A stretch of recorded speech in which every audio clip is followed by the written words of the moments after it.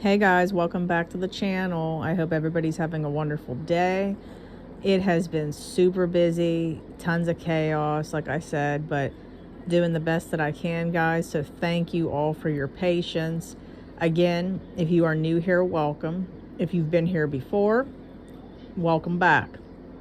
So I am a restoration of life coach. I love to help people. The Lord has called me to do it. And if you are interested, reach out through email, redeemingthebroken@gmail.com. I repeat, redeemingthebroken@gmail.com.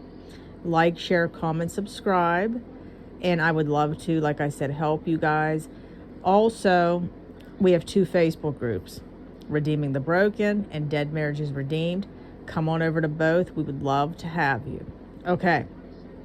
So this word is going to be kind of like to the point, and I hope it blesses somebody.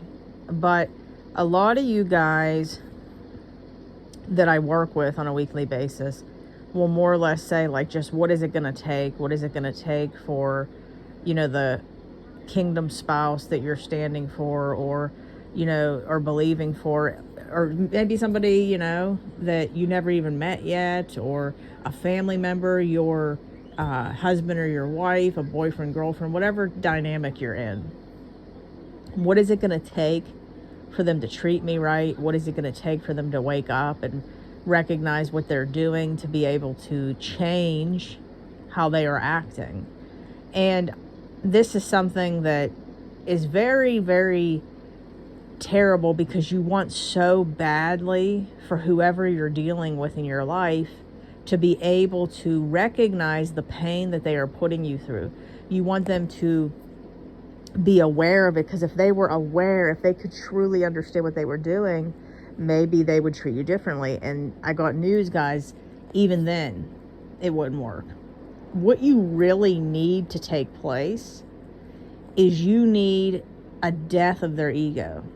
In other words, an ego collapse. An ego collapse is usually what most people go through when they have an awakening of their soul. So when we're living and coming from a place of our ego, making decisions based off of ego, we always are going to make decisions that are fear-based, pride-based, arrogant-based. We're going to do things we normally wouldn't do that are not authentic. It's not coming from the soul. So, like, for instance, there's people that will get upset maybe because their spouse maybe doesn't post them on social media, or their boyfriend or girlfriend doesn't post them on social media. However, they are coming from a place of ego too, because whether that's right or wrong, it doesn't matter. But they're coming from a place of ego because that's insecurity. Okay, a secure person would post a picture and would not care, because they are whole within their self and they are true with who they are, and what that other person does doesn't really matter. Does that make sense, guys? So in other words, we all come from a place of ego, but what we have to do is we have to choose to have our egos die. Now, there's some people that can't make that choice to evolve. They need to be like Saul, who became Paul, who was blinded and humbled, and his ego of being superior to others was then collapsed. Okay, when you're blind, I mean, come on, guys, what can you really do?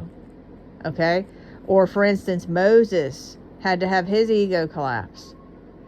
I mean, he thought that he was part of Egypt, but yet he ended up finding out that he was the one that was on the other side. He was Hebrew. So, like, in other words, especially when you're dealing with men, just saying.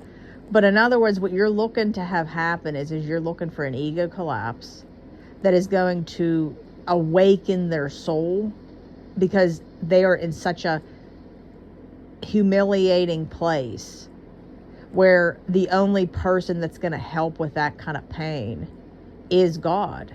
And if you want to look at it logically, for the people that, like, there's people that, like, don't understand the whole God thing, and I'm aware of that. Like, God's working on them. We have to just be patient. But if we're looking at it logically, at the very least, they need to sit with their self. Now, see, a lot of people, they think like God's going to like sit on the couch with them and have a conversation. No, like he is going to put thoughts and, you know, lead us to certain people and certain guidance, okay, in order to be able to get the revelation that we need.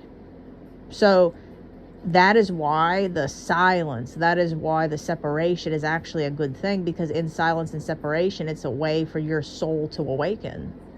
Just like Paul. That's how he became Paul. So I hope that this kind of helped somebody today to understand what needs to happen. That's why when the time is right, guys, you'll know it. You'll know it because there will be clear indicators. And that's why, like, when I'm working with somebody, I can kind of see like where they're at and like what's going on and what they need to be doing to be able to have everything transpire the correct way. So again, if you would like to work with me, you can reach out through email, redeemingthebroken@gmail.com, and also come on over to our Facebook groups, Redeeming the Broken and Dead Marriages Redeemed. All right, guys, like, share, comment, subscribe, and I'll see you in my next video. Bye, guys.